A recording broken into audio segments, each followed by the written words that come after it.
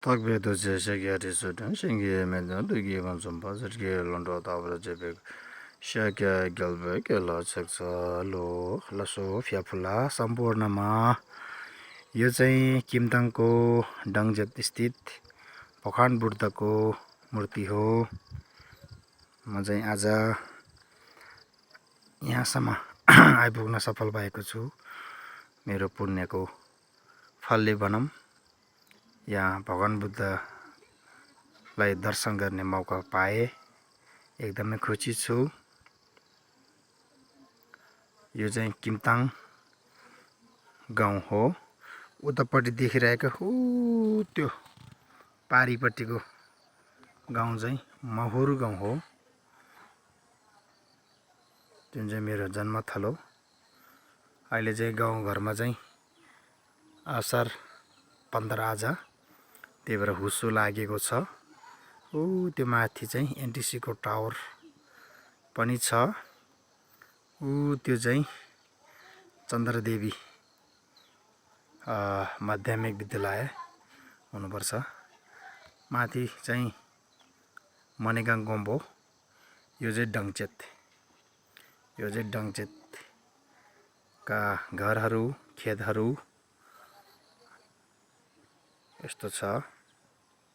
एकदमै रमणीय दृश्य, सुन्दर, राम्रो गाउँ छ। एकता समाज, यहाँका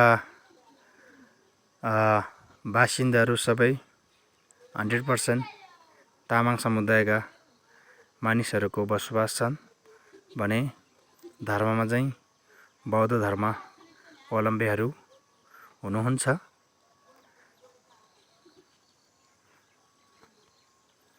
डङचेत, किमताङको डङचेतबाट मैले भिडियो बनाइरहेको छु।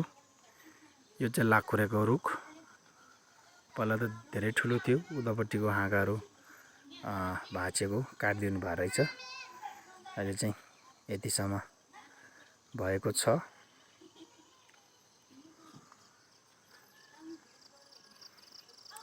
यताका बासिन्दाहरू सबै कृषि पालन, कृषि खेती प्लस पशुपालन, मैले उल्टो भनेको छु, पशुपालन र कृषि खेती गर्छन्।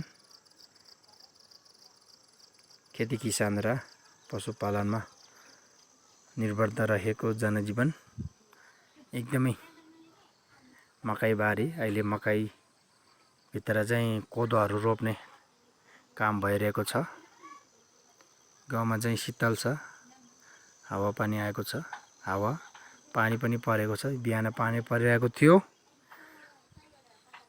प्लस भगवान बुद्धको दर्शन गरौँ है सबैजनाले।